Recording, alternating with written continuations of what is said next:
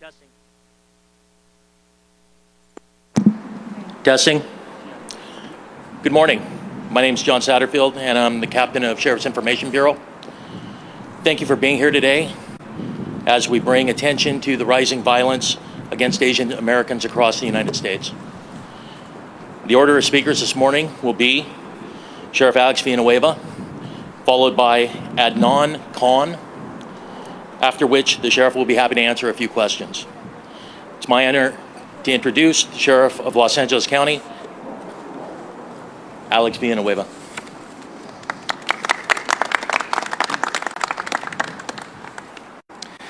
Good morning, everyone.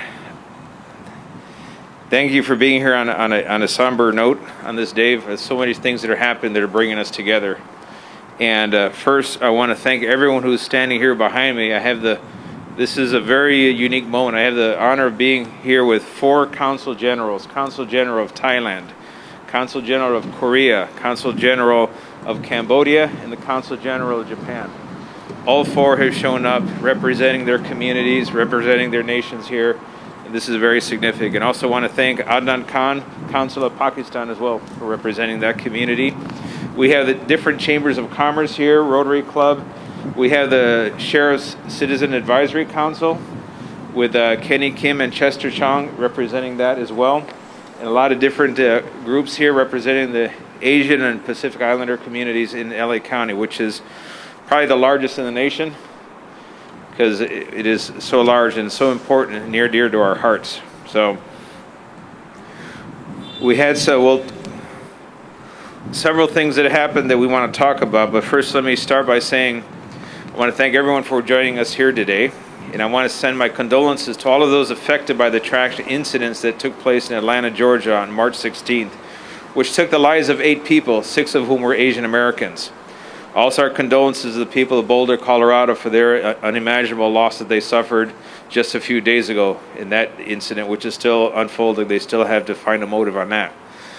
But this morning, we stand here together as one voice to say the hate must stop. Since the beginning of the pandemic, there has been a rise in hate crimes against the Asian American community, and there is no room for intolerance. Based on the FBI's latest annual report on the hate crimes in 2019, our nation's law enforcement agencies reported there were 4,930 victims of hate crimes based on ethnicity. Now remember, these are 2019 numbers. The 2020 numbers are still not in yet. Of those, 215 were victims of anti-Asian bias. And according to the LA County Commission on Human Relations, there were 524 hate crimes reported to law enforcement here in LA County in 2019. Again, those numbers are increasing, with anti-Asian crimes rising 32% from previous years.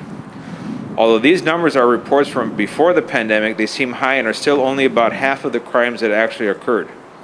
We won't know the full statistics on anti-Asian hate crime until later this year when the FBI finalizes their report for the year 2020. As a Latino myself, I know firsthand what discrimination feels like and is awful, unnecessary, and simply put, is just very cruel. I'm proud to lead a department that will not stand for any kind of discrimination.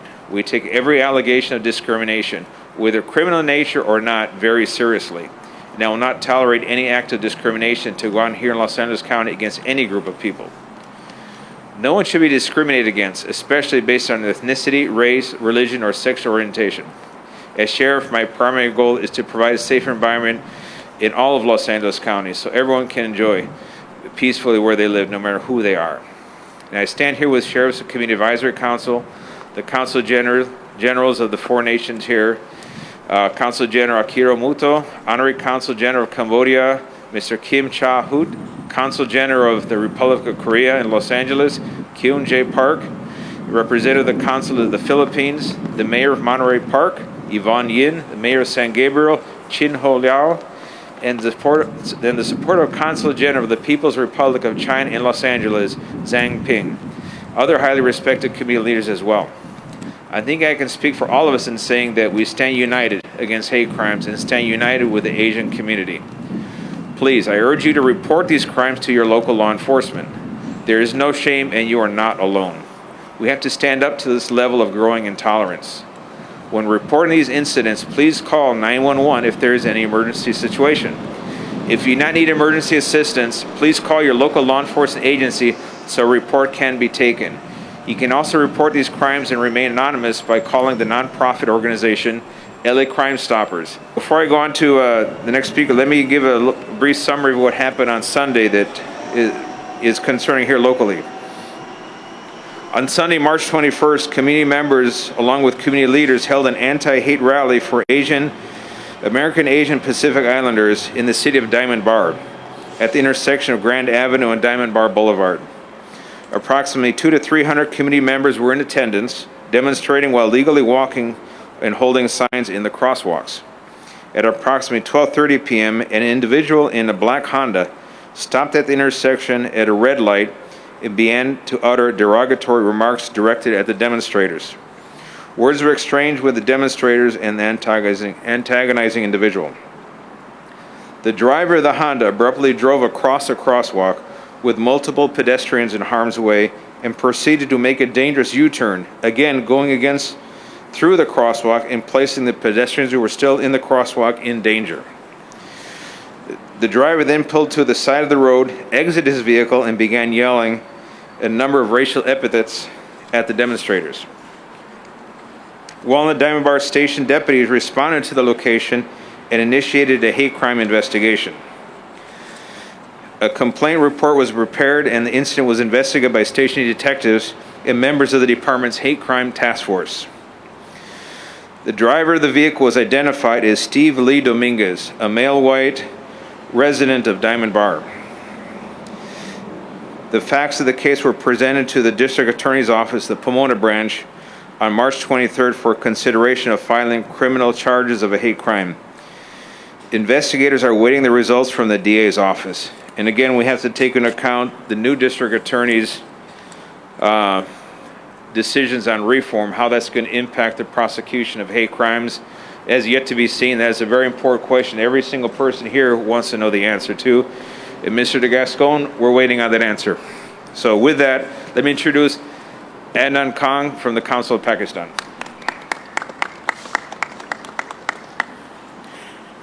Thank you, Sheriff.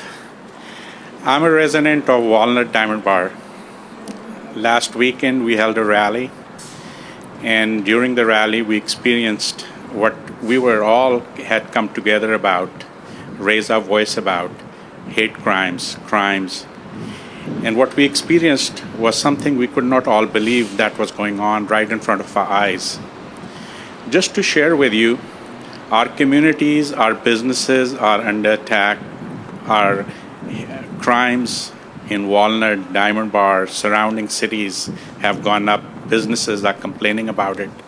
This morning when I drove up to come over here, I saw the Suzanne Park in Walnut was empty.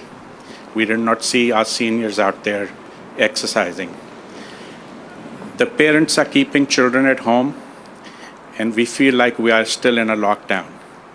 We need help from our elected officials. We are thankful for the sheriff today for the meeting that's going on. We stand here at the steps of Hall of Justice. We are looking upstairs at our DA, what he's going to do, because we need to send a strong message, just not here in California, Los Angeles, but across America, that we are a multicultural country. We are built on those pillars of multiculturalism. And today, for any race, for any group of people to come under attack in such a way is not going to be tolerated. From the White House down to our sheriff departments, our local departments, the message needs to come out that we all stand together against hate. Thank you.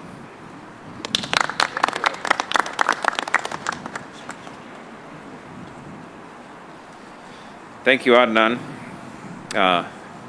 Any questions? Sheriff, good morning.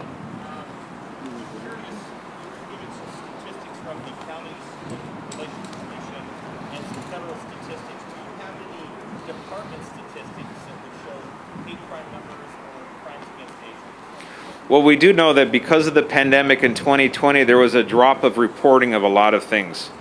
Suspected child abuse reports dropped 50%, for example. A lot of things went behind closed doors and a lot less people in the public sphere. So we do expect a reduction in the reporting of things. However, the actual incidence appears to be on the rise. and that is our concern. So we'll have a better understanding a little bit later on in the year once we dissect all the statistical data and what the FBI dissects from all of the different agencies that report into the UCR system. Well, let me ask you a different way then. Are you seeing calls increasing in the communities, in your stations that serve? We are seeing an uptick in calls, yes. And again, that is a healthy thing that people are now reporting it, and I think the people are not going to tolerate it. And I would definitely want to encourage everyone within their sphere of influence. If you see something, say something. Call. Let us know about it. If it's a hate incident, and we'll define the hate incident as someone maybe yelling racial epithets for things like that doesn't rise to the level of a crime by itself, we still want to document it, because those hate incidents typically involve someone who's a suspect tomorrow for a hate incident that occurred previously. So the documentation is very, very important for future prosecutions. Do you want to elaborate at all in your comments you just made about the DA? Eliminating the consequences for a lot of using a firearm, and that would impact, for example, a hate crime. Imagine a hate crime that has a gun enhancement, and he eliminates a gun enhancement. He's actually reducing the consequence for engaged in these type of crimes. So obviously we're going to have big concerns, and the proof will be what he does with this case right now from Diamond Bar. Can you characterize for us at all how Asian Americans within your own department are feeling? Well, they feel just like they are members of the community. We recruit from our local community, and I have my undersheriff himself, Tim Murakami. He can speak to that, and I think Captain Kim as well is Korean American. He can speak to that as well. In fact, let's hear from Tim himself.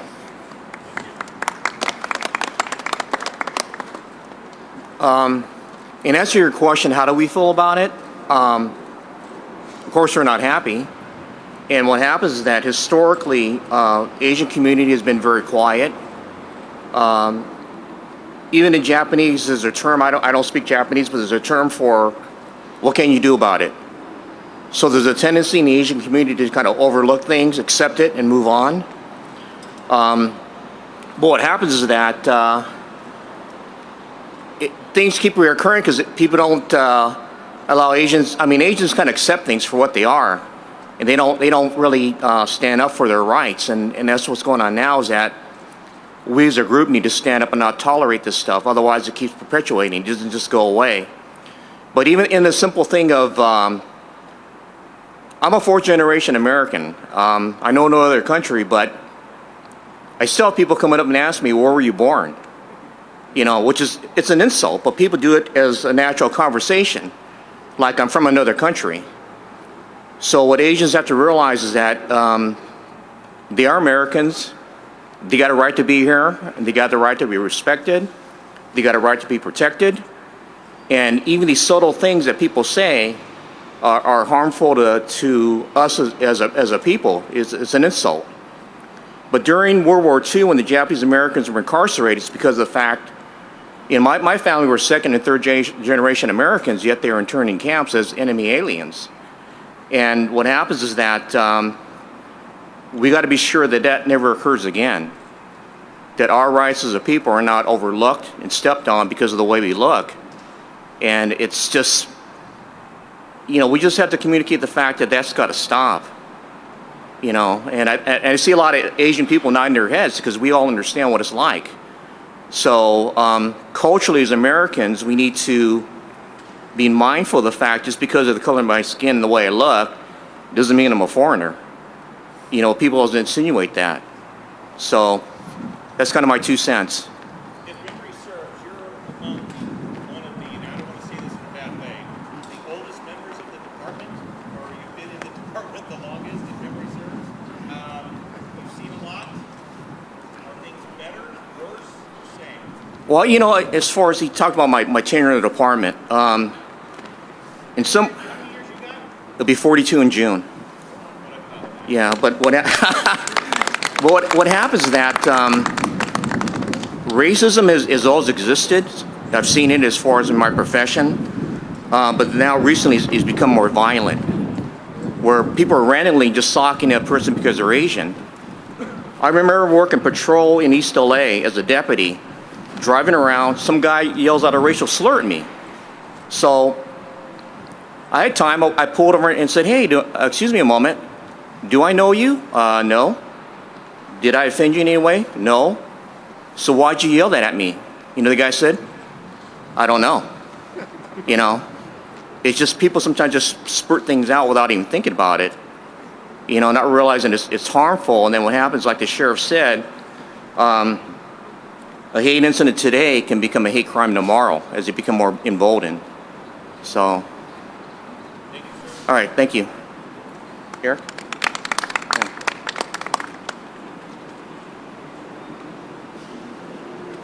Hello, my name is Captain Eric Kim, Captain of Men's Central Jail. So I have a different perspective on this because I'm American-born to Korean immigrants that immigrated here in the 70s. So I have a different perspective on this. I grew up at a time when there weren't a whole lot of Asians in the community. So I was the victim of a lot of these hate incidents that occurred back in the 80s and 90s. I'm proud to be part of a department that has always been involved in the Asian community, going back to Sherman Block. And we've always had that community engagement. And I'm glad to see all the media here to bring attention to this. This is a important issue, and I think the only way to get through this is to get the community more involved and bring this as part of a discussion. You also have 42 years in this department? No, I don't. Can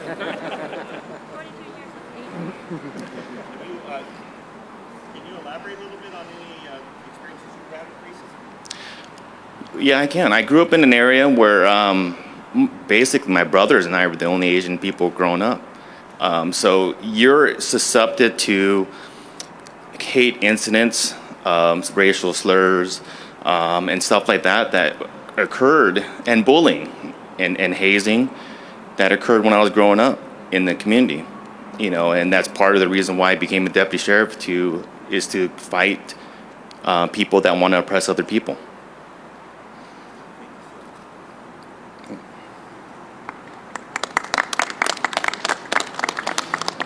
Thank you, Captain Kim. I think we're good. Well, I want to thank everyone for coming here today. Definitely, this is hopefully it's a new day, and we're going to turn the tide on this trend and reverse it. And it's going to start by understanding people coming together. There's a lot of people spending a lot of energy shouting at the top of their lungs how much they hate this or hate that or they hate law enforcement, but at the end of the day, we all looking for the same things in life: security, a sense of being, a sense of belonging.